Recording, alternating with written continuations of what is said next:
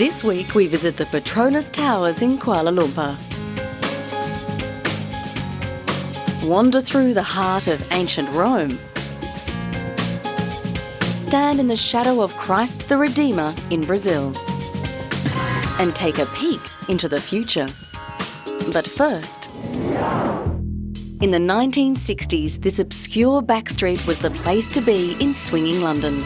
Mason's Yard in Mayfair was home to Indica Gallery, an arty hangout for the Beatles. Paul McCartney was a regular, and John Lennon met Yoko Ono here. Now 40 years later, Indica has reopened. Barry Miles opened the first incarnation with John Dunbar in 1965. It embraced experimental art and the avant-garde. Paul McCartney, who was living on the top floor in a little attic room, and next door was Peter Asher's sort of wonderful L-shaped room, all done out in Norwegian wood and everything. And then there was this little maid's room with McCartney in a single bed. And so McCartney was intimately involved with the bookshop and the art gallery from day one. The reborn Indica has again embraced the spirit of the avant-garde and experimental art that is adventurous and often obscure. I just noticed the sound from downstairs and it gave the whole thing a very interesting soundtrack, I think. But the most famous story to emerge from the early Indica is that it was the birthplace of one of the 20th century's great love stories. John Lennon and Yoko Ono. Yoko was a conceptual artist in her own right, and the two met before the opening of her own exhibition. Lennon signed the visitor's book with the address of his mansion in Weybridge. It wasn't, in fact, the opening, it was the day before the private view, when we were still installing the show. So there were only 6 or 7 people there, probably. And but Yoko very quickly, of course, latched onto John Lennon and showed him around and explained what each piece was. And John Lennon was a little suspicious of almost anything avant-garde in those days. I mean, until he got together with Yoko, he was always very concerned that someone was trying to pull a fast one or con him in some way. And so in fact, he famously once said, "Avant-garde is French for bullshit." So that was sort of his attitude. But I mean, he liked the whimsical side of Yoko's work and the obvious sort of Zen koan connections and stuff. I mean, it was had she not been Oriental, I think he might have been more suspicious. But he could see the cultural background of the work.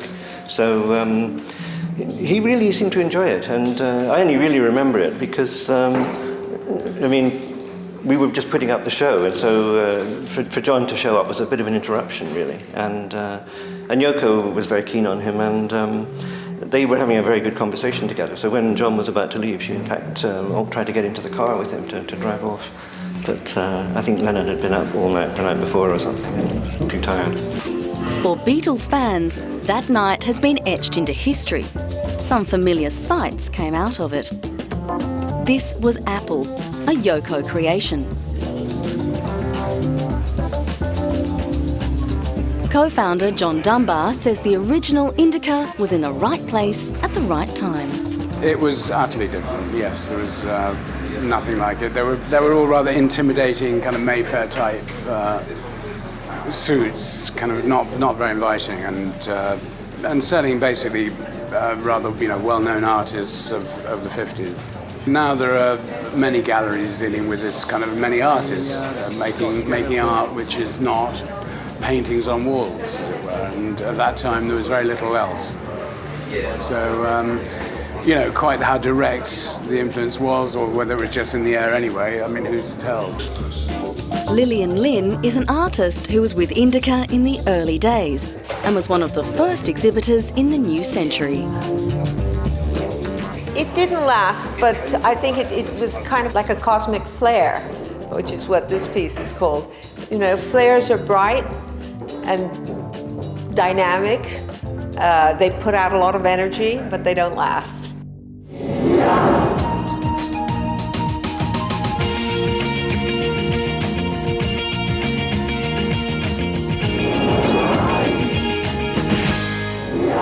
Welcome to the Petronas Twin Towers in Malaysia.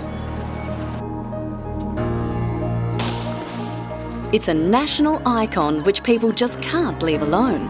Some want to race up it. Others see it as a leisurely stroll. It's 1,483 feet or 452 metres from the footpath to the top of the spire.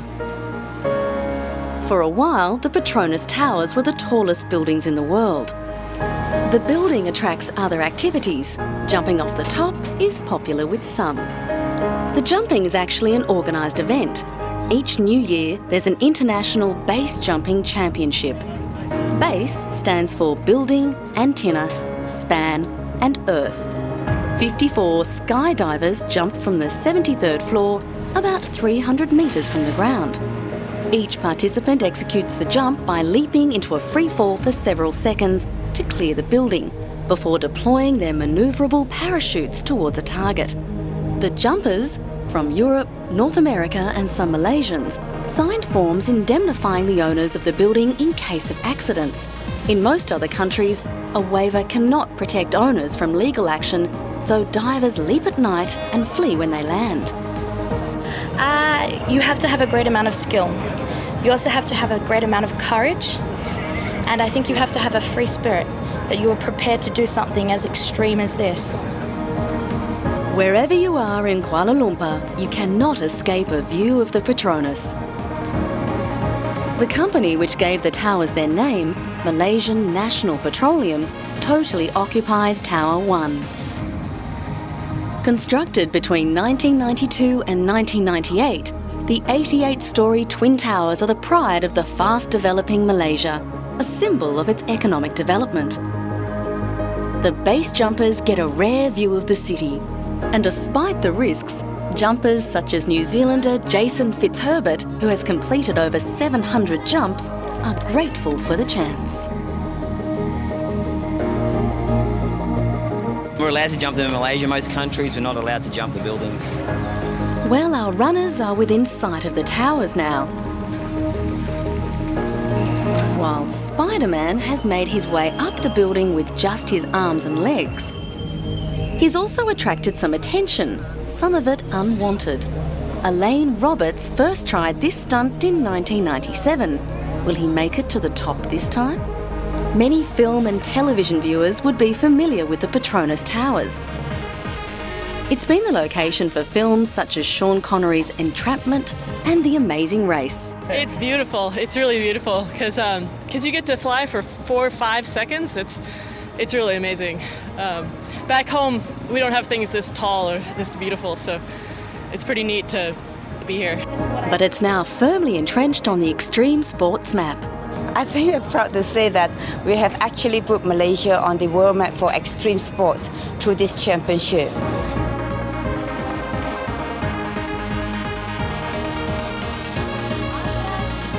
Well, after a weekend of jumping, running and climbing, it was time for those who took part to officially reap the benefits. Some were given prizes and a trophy with a cheque.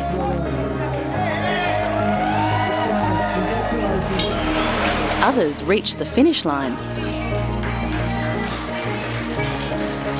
However, things didn't go so well for Spider-Man. Just as he was back in 1997, Elaine Roberts was grabbed by the long arm of the law on the 60th floor. He wasn't without his supporters, though. It is illegal, like I said, but it is his individual passion.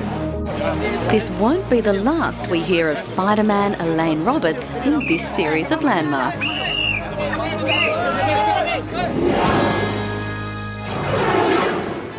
The Coliseum has long been the iconic symbol of Imperial Rome. An architectural wonder built at the peak of the Roman Empire in the 1st century AD, it's a structure that has come down to us with a mixed reputation. It was the world's most advanced sporting stadium in its time, a design that has become a blueprint for countless stadiums ever since.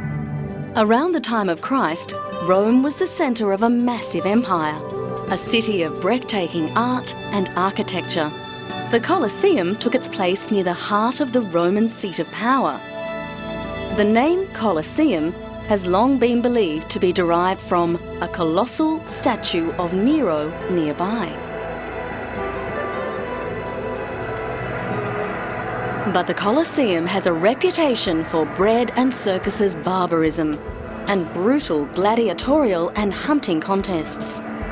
Roman Emperor Trajan is said to have celebrated his victories in Dacia in 107 AD with contests involving 10,000 gladiators over the course of 123 days. Most ended in mutilation or death. Humans were not the only blood sport for the amusement of the masses. Exotic animals were hunted: lions, hippos, elephants, giraffes, and even ostriches were slaughtered. Dio Cassius recounts that over 9,000 wild animals were killed during the inaugural games of the amphitheatre. These days, tourists can simulate the experience of gladiatorial contest through the help of 3D glasses, but the reality was no computer game. Completed in 80 AD, the Coliseum's original 50,000 seat capacity was expanded to over 80,000 in 354 AD. As in modern stadiums, your seat was determined by wealth and class or influence. The elliptical arena itself is 83 metres long by 48 metres across, and its surface is now long gone, revealing an elaborate underground structure called the Hypogeum. It consisted of a two-level subterranean network of tunnels and cages beneath the arena, where the gladiators and animals were held before contests began. 80 vertical shafts provided instant access to the arena for caged animals and scenery pieces concealed underneath the arena.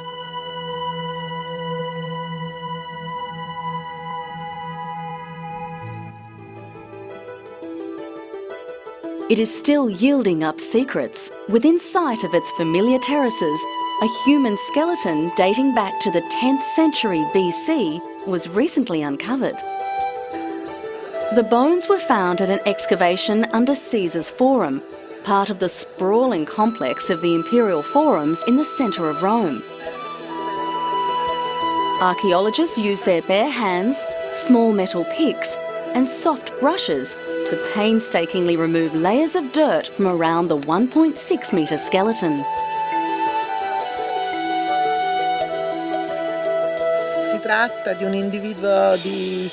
It is a female individual. Age of death, roughly on the basis of the field data we have at the moment, is between 30 and 40 years old. It is well preserved. At the moment, the morphological examination of the remains doesn't show that she had any particular diseases. The consumption of the teeth is quite evident. We don't see any relevant teeth problems. The Coliseum remained in use for nearly 500 years, but time, earthquakes and stone robbers have done to the Coliseum what many a conqueror couldn't, brought it to the brink of ruin. Restoration and clean-up efforts are regular and comprehensive. But the Coliseum's position in the heart of a thriving metropolis ensures tourism and pollution will take its toll on this icon of ancient Rome.